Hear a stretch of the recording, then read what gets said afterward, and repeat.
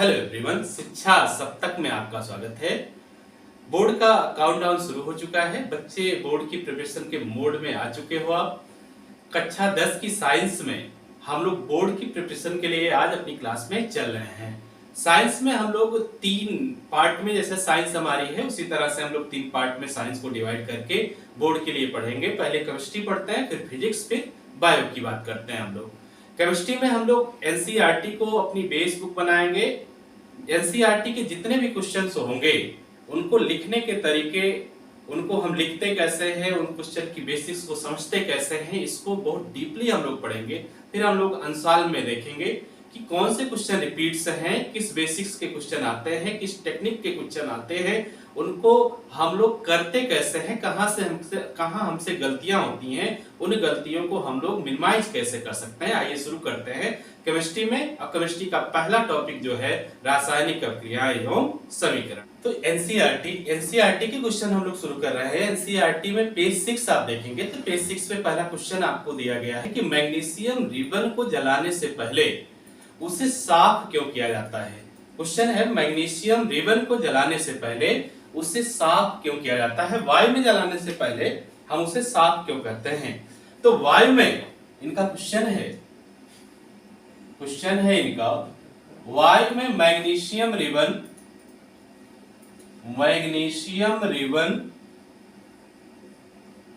को वायु में जलाने से पहले साफ क्यों किया जाता है।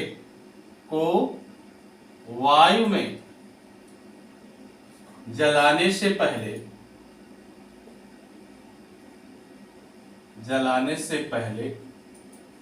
साफ क्यों करते हैं, ये इनका क्वेश्चन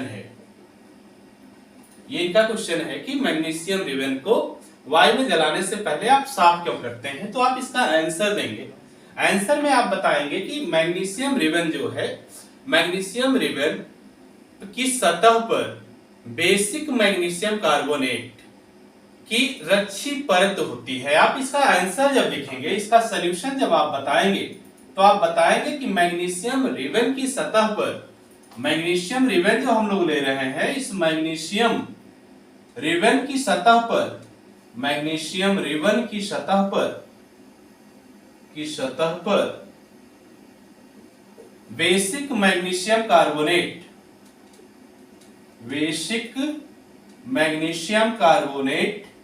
की रच्छी परत होती है।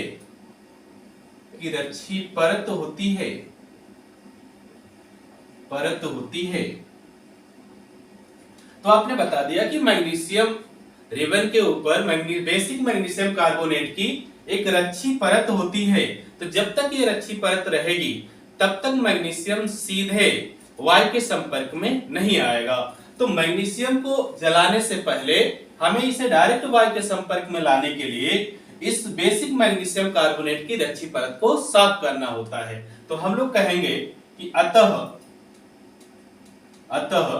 मैग्नीशियम रिबन को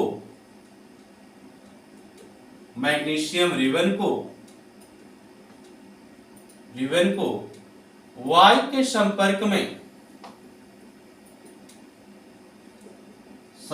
में सीधे लाने के लिए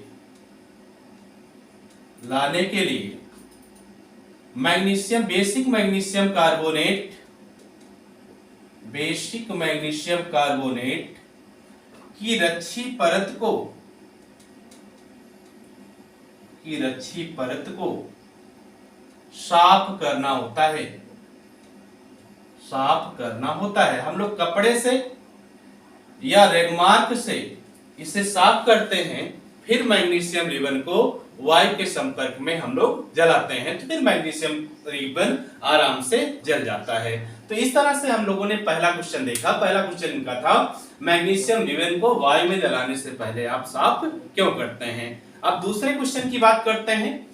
दूसरे क्वेश्चन में इन्होंने कुछ अभिक्रियाएं दी हैं और उन अभिक्रियाओं के बारे में इन्होंने ये कहा है कि इन अभिक्रियाओं को संतुलित कीजिए।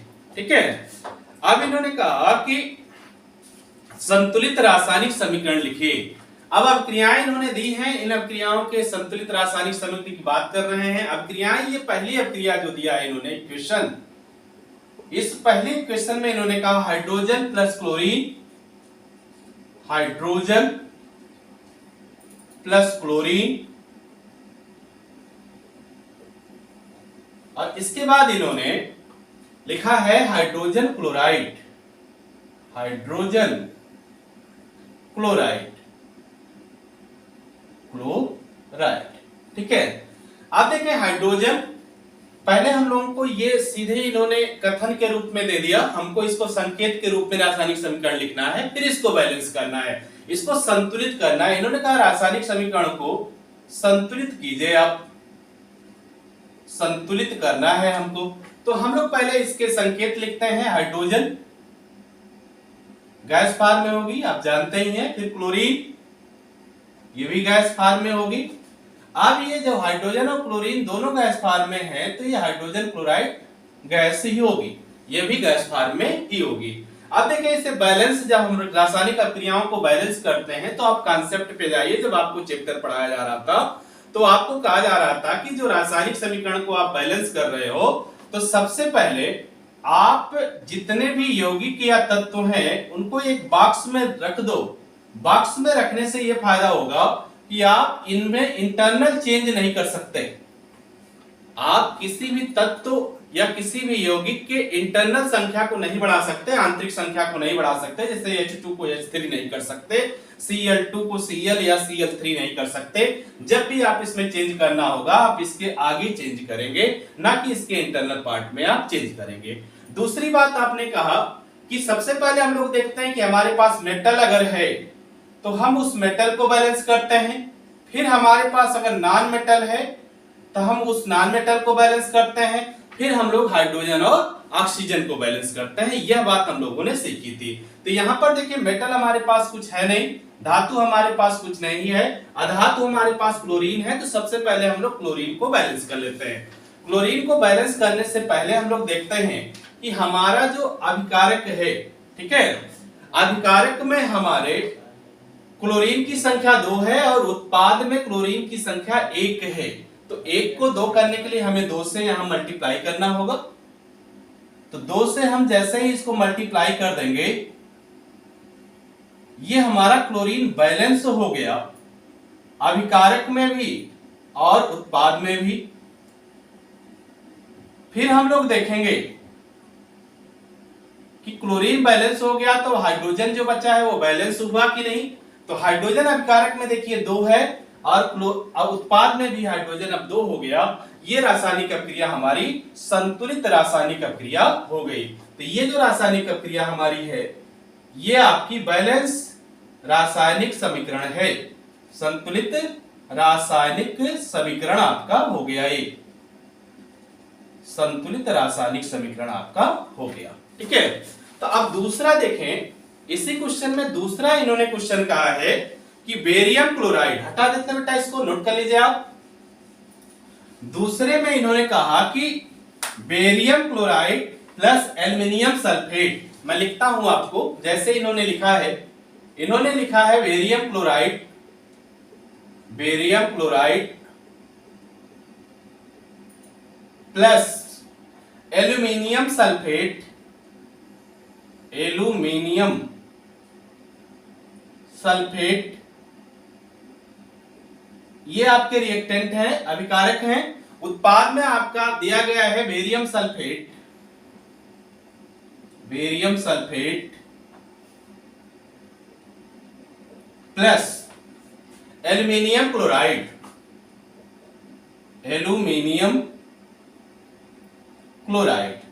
ये रासायनिक अभिक्रिया को आपको संतुलित करना है। मतलब पहले इस रासायनिक अभिक्रिया का रासायनिक समीकरण आपको लिखना है। समीकरण आपको दिया गया है रासायनिक अभी ये रासायनिक अभिक्रिया आपको लिख के दी गई है। तो इसमें पहले हम लोग संकेत के रूप में इसके रासायनिक समीकरण को लिखेंगे। तो संकेत के रूप में रासायनिक समीकरण आपको लिखना है। तो आप देखें बेरियम क्लोराइड, तो आप देखें आपके पास बेरियम मूलक है, बेरियम मूलक होता है BaC+2 और क्लोराइड मूलक होता है Cl-1। तो यहां से बेरियम क्लोराइड जो आप बनाएंगे तो ये बेरियम क्लोराइड हो जाएगा BaCl2। फिर एल्युमिनियम सल्फेट आप बनाएंगे। एल्युमिनियम मूलक बेटा आपका होता है Al+3 और सल्फेट मूलक होता है आपका SO4-2। अब यहां से एल्युमिनियम सल्फेट जब आप बनाएंगे तो एल्युमिनियम सल्फेट आपका हो जाएगा Al2SO4 थ्राइस। फिर बेरियम सल्फेट इसी तरह से आप बनाएंगे BaSO4 और एल्युमिनियम क्लोराइड आप बनाएंगे AlCl3। अब ये रासायनिक समीकरण बन गया। रासायनिक अभिक्रिया को आपने संकेत के रूप में लिख दिया, तो आप संकेत और सूत्र के रूप में आपने लिख दिया तो रासायनिक समीकरण बन गया। अब इस रासायनिक समीकरण को आपको बैलेंस करना है, तो सबसे पहले हम इन सब को एक बॉक्स में रख देंगे। इस बॉक्स में रखने का मतलब है कि हम इसके इंटरनल, इसमें कोई भी इंटरनल चेंज नहीं कर सकते। हमको जो भी चेंज करना होगा वो हमको बाहर से गुणा या भाग करके करना होगा। इसकी संरचना में हमको आंतरिक संरचना में कोई परिवर्तन नहीं करना है। अब हम लोग देखते हैं हमारे पास मेटल के रूप में यहां पर इस अभिक्रिया में दो तत्व है, एक है बेरियम, दूसरा है एल्युमिनियम। नॉन मेटल के रूप में हमारे पास है सल्फर और क्लोरीन। इसके बाद हमारे पास है ऑक्सीजन। तो बैलेंसिंग में हम लोगों ने कहा था कि सबसे पहले हम लोग मेटल को बैलेंस कर लेंगे, तो सबसे पहले हम लोग बेरियम और एल्युमिनियम को बैलेंस कर लेंगे, फिर नॉन मेटल को बैलेंस करेंगे, सल्फर और क्लोरीन को। अपने आप ऑक्सीजन यहां तक बैलेंस हो जाएगी। अगर नहीं बैलेंस होगी फिर हम ऑक्सीजन को लास्ट में बैलेंस करते हैं। अब देखिए बेरियम को जब हम लोग बैलेंस करने जाते हैं तो बेरियम अभिकारक में 1 है और उत्पाद में 1 है, तो बेरियम आपका बैलेंस हो गया। एल्युमिनियम देखते हैं, एल्युमिनियम अभिकारक में 2 है, उत्पाद में 1 है, तो उत्पाद में 1 एल्युमिनियम है, इसको 2 बनाना पड़ेगा। इसको 2 बनाने के लिए 2 से हमको गुणा करना पड़ेगा। तो ये हो गया आपका BaCl2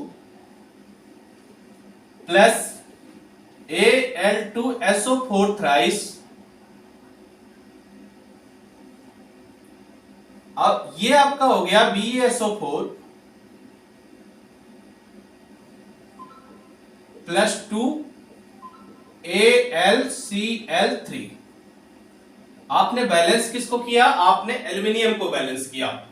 अब एल्युमिनियम जब बैलेंस हो गया तो अब हमारे पास मेटल दोनों बैलेंस हो गए। अब हम नॉन मेटल पे चलते हैं। नॉन मेटल में सल्फर है, सल्फर को बैलेंस करने की कोशिश करते हैं। सल्फर में हम लोग देखते हैं अभिकारक में हमारे पास 3 सल्फर है, जबकि उत्पाद में हमारे पास 1 सल्फर है। तो उत्पाद में 1 सल्फर, अभिकारक में 3 सल्फर, तो 1 को 3 बनाने के लिए हमें उत्पाद में 3 से गुणा कर देना होगा जहां पर सल्फर है।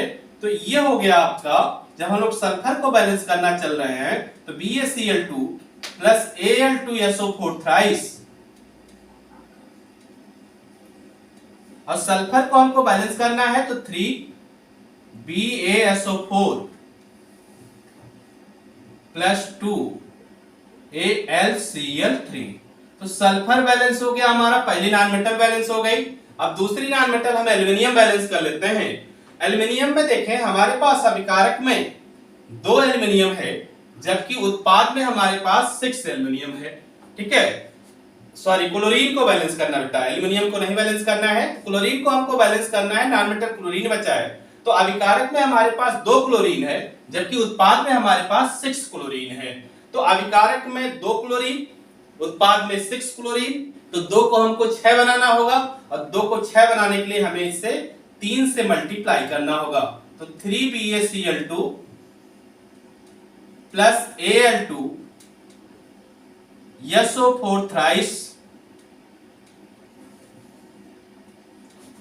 यहां पर आपका हो गया 3 BaSO4 प्लस 2 AlCl3। तो ये आप देखें ऑक्सीजन अपने आप बैलेंस हो चुका होगा। 12 ऑक्सीजन यहां है, 12 ऑक्सीजन यहां है। ये आपकी जो अभिक्रिया मिली, ये जो आपका रासायनिक समीकरण मिला, ये आपका संतुलित रासायनिक समीकरण हो गया। ये आपका संतुलित रासायनिक समीकरण हो गया।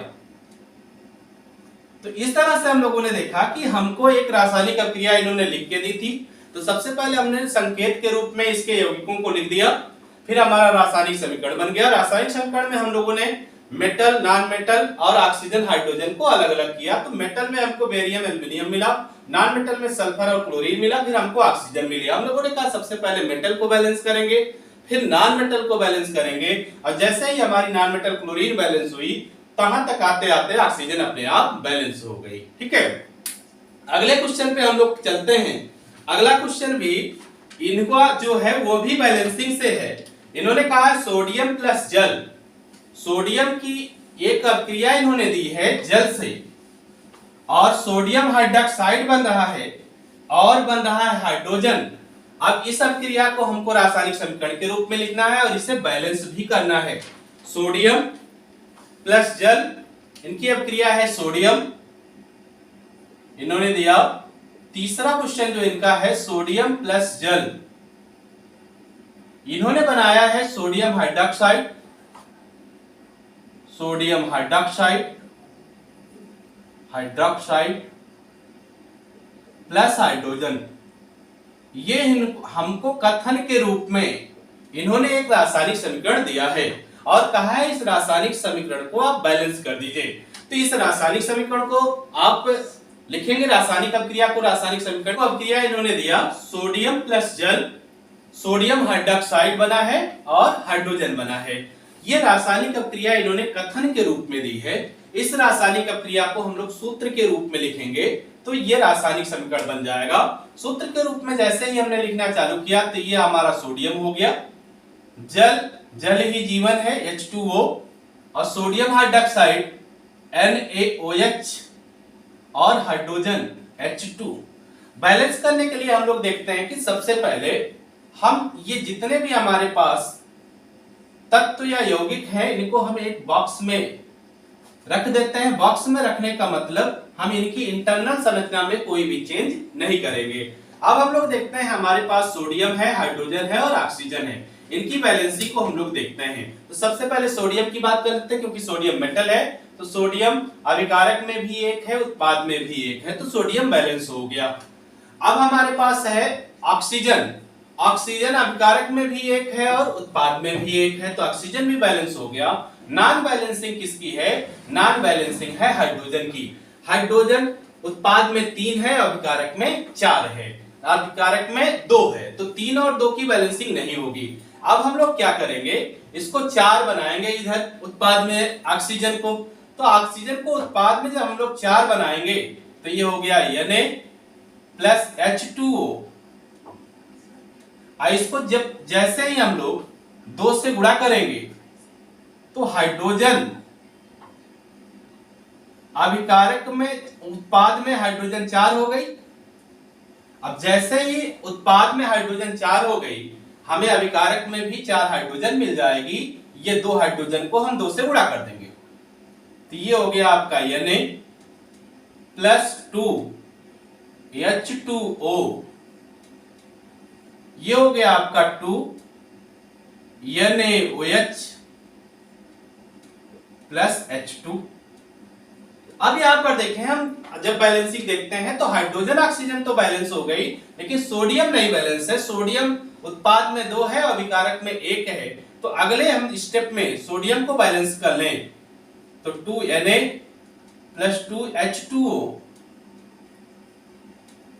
ये हो गया 2 NaOH प्लस H2। तो ये आपकी बैलेंस रासायनिक रिएक्शन हो गई, बैलेंस समीकरण आपका हो गया, बैलेंस केमिकल इक्वेशन आपकी हो गई। तो ये रासायनिक समीकरण भी आपका बैलेंस हो गया। अब अगले क्वेश्चन की बात जब हम लोग करते हैं तो अगले क्वेश्चन में है, जो एनसीईआरटी की बुक में ही है, कि किसी पदार्थ यक्स के विलयन का उपयोग सफेदी करने के लिए होता है। इसमें एक क्वेश्चन, पहला क्वेश्चन इन्होंने कहा पदार्थ यक्स का नाम तथा इसका सूत्र लिखिए, और दूसरा प्रश्न इनका है पदार्थ यक्स की जल के साथ अभिक्रिया लिखिए। अब क्वेश्चन हम लोग देखते हैं, क्वेश्चन क्या इन्होंने कहा। इन्होंने कहा कि किसी पदार्थ यक्स के विलयन का उपयोग सफेदी करने के लिए किया जाता है। इनका क्वेश्चन है, एक पदार्थ है यक्स, एक पदार्थ है यक्स, इसके विलयन का उपयोग सफेदी करने के लिए किया जाता है। इसके विलयन का उपयोग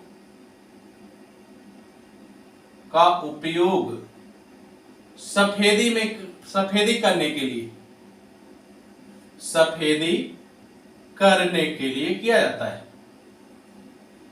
करने के लिए किया जाता है। तो एक पदार्थ है X, जिसके विलयन का उपयोग सफेदी करने के लिए किया जाता है। तो आपका ज्ञान चक्षु खुल रहा होगा। तो यह जो पदार्थ यक्ष होगा यह चूना होगा और सफेदी करने के लिए उपयोग किया जा रहा है तो मतलब शुष्क चूना होगा। अब इससे दो क्वेश्चन इन्होंने पूछे हैं। पहला क्वेश्चन इन्होंने पूछा है कि पदार्थ यक्ष का नाम तथा इसका सूत्र लिखिए। तो पदार्थ जो यक्ष है इसका नाम और सूत्र आपको बताना है और सूत्र आपको बता देना है, इसका नाम क्या है और इसका सूत्र क्या है। अब पदार्थ यक्ष का नाम और सूत्र तो आप आराम से बता देंगे कि कोई पदार्थ जो आप लाते हैं, जो सफेदी करने के लिए मार्केट से लाते हैं, तो मार्केट से आप शुष्क चूना लाते हैं। तो ये जो यक्ष का नाम है तो यक्ष का नाम होगा शुष्क चूना, शुष्क चूना, और शुष्क चूना कह लेते हैं कैल्शियम ऑक्साइड को, कैल्शियम ऑक्साइड को। तो पहले प्रश्न का आंसर आपने दे दिया कि यक्ष का नाम है कैल्शियम ऑक्साइड और यक्ष का सूत्र आपने बताया कैल्शियम ऑक्साइड का, आप सूत्र लिख दीजिए। यक्ष का सूत्र तो आपको मूलक तो याद है ना, कैल्शियम मूलक Ca+2, ऑक्साइड मूलक O-2, तो CaO शुष्क चूने का सूत्र होगा जो आपसे पूछा जा रहा है। तो पहले क्वेश्चन का आपने आंसर दे दिया कि आपने जो ये यक्ष पदार्थ का नाम आपने बताया था, तो यक्ष पदार्थ का नाम है कैल्शियम ऑक्साइड और इसका सूत्र है CaO। दूसरा क्वेश्चन इनका है इसी में कि पदार्थ यक्ष की जल के साथ अपक्रिया बताइए। पदार्थ यक्ष जो है ये जल के साथ अपक्रिया करेगा फिर क्या बनेगा, यह आप बता दीजिए। दूसरा क्वेश्चन है इनका, तो पदार्थ यक्ष आपका कैल्शियम ऑक्साइड है, इसकी अपक्रिया आप जल के साथ करा दीजिए। तो आप जानते हैं शुष्क चूना जैसे ही जल के साथ अपक्रिया करेगा बुझा चूना बना देगा और उष्मा निकालेगा, CaOH बुझा चूना बनेगा और ढेर सारी मात्रा में उष्मा या हीट उत्पन्न होगी। तो ये आपका रिएक्शन हो गया, ये आपने समीकरण लिख दिया कि अगर पदार्थ यक्ष की जल से अपक्रिया होगी तो क्या होगा, तो आप कहोगे कि बुझा चूना का निर्माण होगा। इसे कहते हैं बुझा चूना या कैल्शियम हाइड्रोक्साइड, कैल्शियम हाइड्रोक्साइड। तो कैल्शियम हाइड्रोक्साइड का निर्माण होगा, ठीक है। अब बैलेंस करना होगा तो इसको आप बैलेंस कर लीजिएगा, ठीक है। अब इनका ये क्वेश्चन हो गया, ये क्वेश्चन भी आपने कर दिया, ठीक है। अगला क्वेश्चन इनका है, जब लोहे की कील को कॉपर सल्फेट के विलयन में डाला जाता है तो विलयन का रंग क्यों बदल जाता है। यह भी इंपॉर्टेंट क्वेश्चन है, हटाए इसको। अब इन्होंने कहा कि जब लोहे की कील को कॉपर सल्फेट के विलयन में डाला जाता है तो विलयन का रंग क्यों बदल जाता है। तो कॉपर सल्फेट के विलयन में आपने लोहे की कील डाली, इन्होंने कहा क्वेश्चन जो इनका है कॉपर सल्फेट का विलयन है, सॉल्यूशन है, इसका सॉल्यूशन है कॉपर सल्फेट का। इसमें आपने लोहे की कील डाल दी, लोहे की कील डाल दी, तो हुआ क्या कि विलयन का रंग चेंज हो गया, विलयन का रंग चेंज हो गया, विलयन का रंग बदल गया, बदल गया। ये पूछ रहे हैं क्यों, प्रश्न उनका है क्यों, ठीक है। आप इनका प्रश्न है कि जब कॉपर सल्फेट के विलयन में आप लोहे की कील डालते हो तो विलयन का रंग बदल गया, ऐसा क्यों है। तो आप पहले इसको लिख के देखें। कॉपर सल्फेट जो होता है आपका CuSO4 सॉल्यूशन है, मतलब आपका ये एक्वस होगा, सॉल्यूशन है, विलयन है, और लोहे की कील आयरन। आप जब डालोगे इसको तो आप देखें, आपने मेटल और नॉन मेटल में एक सीरीज पढ़ी होगी, धातु की सीरीज पढ़ी होगी, जिसे हमने कहा था इसे बराबर याद रखिएगा, हर जगह आपको रासायनिक अभिक्रिया में ये काम करेगा। तो उस धातु की मेटल सीरीज में आपने देखा होगा कि आयरन ऊपर है और कॉपर नीचे। तो जो ऊपर मेटल होती है वो नीचे के मेटल को उसके लवण से विस्थापित कर देती है। इसका मतलब आयरन की रिएक्टिविटी ज्यादा है, आयरन की अक्रियाशीलता ज्यादा है, वो कॉपर सल्फेट के विलयन से कॉपर को विस्थापित कर देगी, खुद आ जाएगी। तो कॉपर सल्फेट के विलयन से इसको विस्थापित करेगी कॉपर को, तो इसकी जगह पे ये आ जाएगा आयरन सल्फेट और कॉपर विस्थापित हो जाएगी। कॉपर जब विस्थापित हो जाएगी, कॉपर सल्फेट का जो विलयन होगा, इस विलयन का रंग नीला होगा। कॉपर सल्फेट के विलयन का रंग नीला होगा। लेकिन जब ये कॉपर सल्फेट से कॉपर विस्थापित हो गई, अब विलयन बन गया आयरन सल्फेट का। अब आयरन सल्फेट का जब वो विलयन बनेगा तो उसमें कॉपर क्योंकि नहीं रहेगा तो नीला रंग फेड हो जाएगा। अब ये नीला रंग कम हो जाएगा, ठीक है, बहुत हल्का नीला रंग रह जाएगा, ये बहुत हल्का रंग हो जाएगा इसका, ठीक है।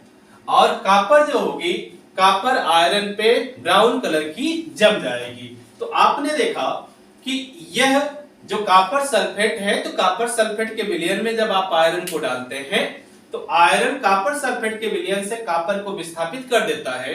क्योंकि कॉपर सल्फेट के विलयन में कॉपर नीले रंग का होता है तो विलयन का रंग नीला होता है। अब विलयन आपका आयरन सल्फेट का बन गया। अब आयरन सल्फेट में क्योंकि कॉपर है नहीं तो विलयन का रंग नीला नहीं रहेगा, विलयन का रंग बहुत हल्का हो जाएगा। तो इसका आंसर आप देंगे कि कॉपर सल्फेट के विलयन में जब आप लोहे की कील डालोगे तो लोहे की कील कॉपर सल्फेट के विलयन से कॉपर को विस्थापित करके आयरन सल्फेट का विलयन बना देता है, जिसके कारण कॉपर सल्फेट का विलयन का नीला रंग खत्म हो जाता है, विलयन का नीला रंग कम हो जाता है। तो इस क्वेश्चन का आंसर आप इस तरह से देंगे, ठीक है।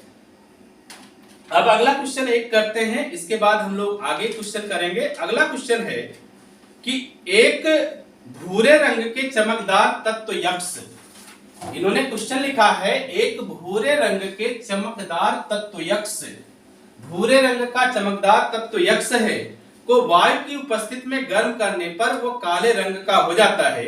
इस तत्व यक्ष एवं उस काले रंग के यौगिक का नाम बताइए। इन्होंने कहा कि क्वेश्चन इनका है कि एक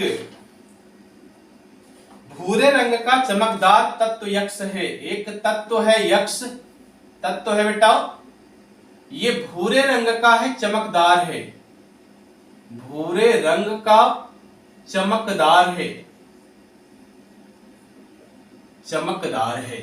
तो इन्होंने कहा एक तत्व है यक्ष, भूरे रंग का चमकदार तत्व यक्ष है, वायु की उपस्थिति में गर्म करने पर काले रंग का हो जाता है।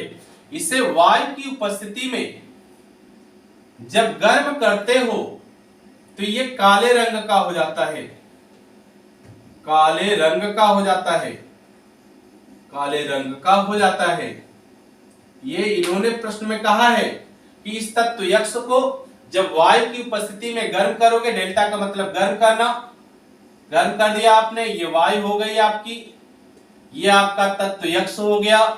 जब आपने वायु की उपस्थिति में इसको गर्म कर दिया तो ये काले रंग का हो गया, मतलब जो भी यौगिक बना वह यौगिक काले रंग का हुआ। अब इनका क्वेश्चन है इस तत्व यक्ष एवं उस काले रंग के यौगिक का नाम बताइए। अब इनका क्वेश्चन जो है इस तत्व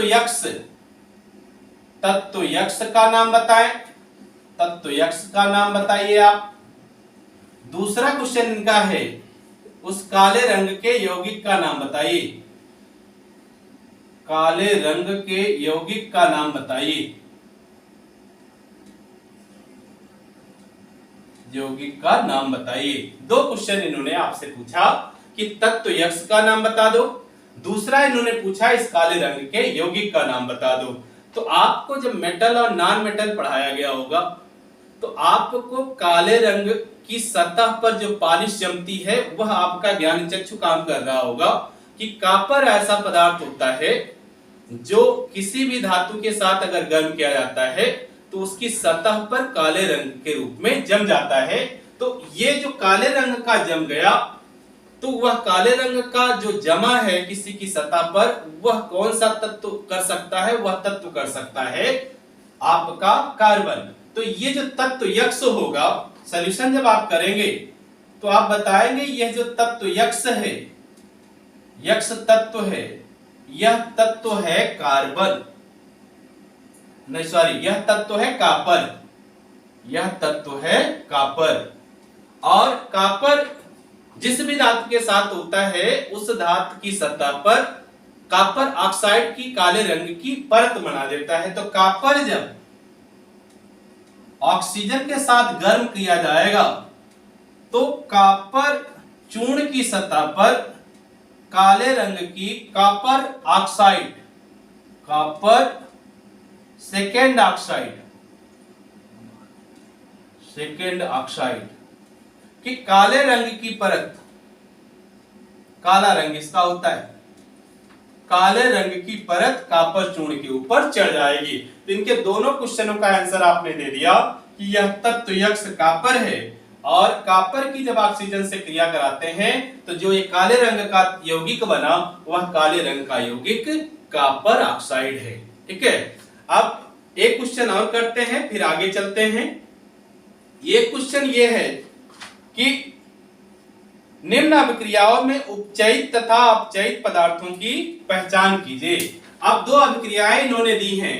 अब दोनों अभिक्रियाओं में इन्होंने कहा कि उपचयित मतलब जिसका ऑक्सीडेशन हो रहा है, अपचयित मतलब जिसका रिडक्शन हो रहा है, उनकी पहचान कीजिए। इन्होंने हमको दो रिएक्शन दी हैं। इसमें कहा कि इन रासायनिक क्रियाओं में उपचयित तथा अपचयित पदार्थों की पहचान कीजिए। पहला रासायनिक इक्वेशन समीकरण इन्होंने दिया, first Na4Na solid plus O2 gas 2Na2O sodium oxide. Sodium और ऑक्सीजन की क्रिया हो गई, सोडियम ऑक्साइड बन गया। इन्होंने कहा कि इसमें किसका उपचयन हो रहा है और किसका अपचयन हो रहा है। तो उपचयन और अपचयन जब हम लोगों ने पढ़ा था तो हम लोगों ने कहा था उपचयन उस तत्व का होगा जिस तत्व के साथ या तो ऑक्सीजन जुड़ेगी, इस तत्व के साथ ऑक्सीजन जुड़ जाए तो उसका उपचयन होगा, या इस तत्व के साथ कोई आपका नॉन मेटल मतलब इलेक्ट्रोनेगेटिव तत्व या तो ऑक्सीजन जुड़ जाए तब इसका उपचयन होगा, या तो इसके साथ कोई इलेक्ट्रोनेगेटिव एलिमेंट जुड़ जाए तब इसका उपचयन होगा। आप यहां देखें सोडियम के साथ यहां पर ऑक्सीजन जुड़ गई, इसका मतलब सोडियम के साथ जैसे ही ऑक्सीजन जुड़ेगी इसका आप कहेंगे इसका हो गया उपचयन।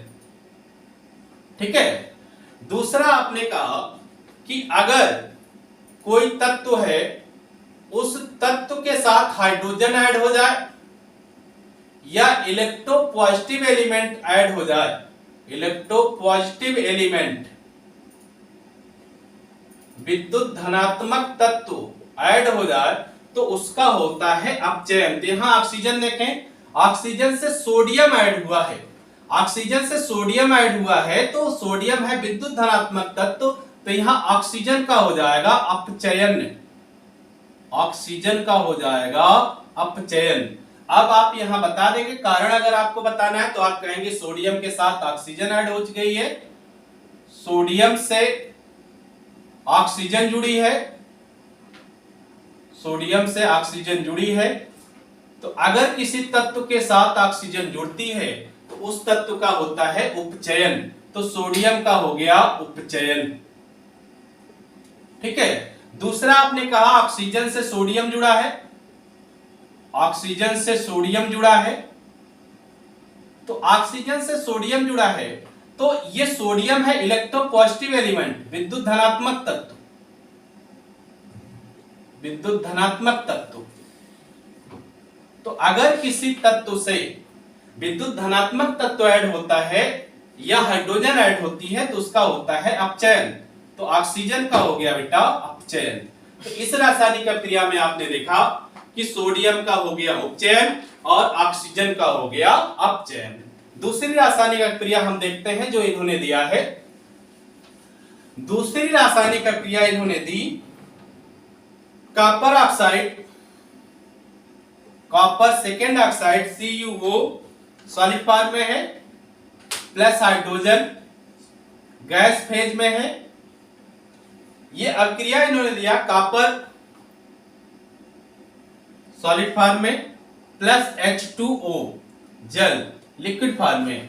अब इन्होंने कहा किसका अपचयन होगा, किसका उपचयन होगा। यहां देखें बेटा, कॉपर ऑक्साइड था, ऑक्सीजन हट गई। ऑक्सीजन अगर जुड़ती है तो उपचयन होता है, ऑक्सीजन अगर हटती है तो अपचयन होता है। तो यहां कॉपर ऑक्साइड का होगा अपचयन। अब हाइड्रोजन के साथ देखें, यहां ऑक्सीजन जुड़ती है, तो अगर ऑक्सीजन जुड़ती है किसी तत्व के साथ तो उसका होता है उपचयन। तो यहां आप देखें, कॉपर ऑक्साइड जो आपके पास है, कॉपर सेकंड ऑक्साइड, उसका हो गया अपचयन, और जो आपकी हाइड्रोजन है उसका हो गया उपचयन। तो इस तरह से हम लोगों ने एनसीईआरटी के क्वेश्चंस किए हैं। चैप्टर फर्स्ट का पहला चैप्टर रासायनिक अभिक्रियाएं एवं समीकरण, जितने भी क्वेश्चन हम लोगों ने किए हैं ये क्वेश्चन आपके हूबहू बोर्ड एग्जाम में आ सकते हैं या इसी तरह से क्वेश्चन आ सकते हैं। आज के लिए इतना ही, धन्यवाद। अगले वीडियो में हम लोग इस चैप्टर को पूरा करेंगे, इसके अनुसार क्वेश्चन को देखेंगे, कौन कौन से क्वेश्चन अनुसार में रिपीट हुए हैं। आपका दिन शुभ हो, धन्यवाद।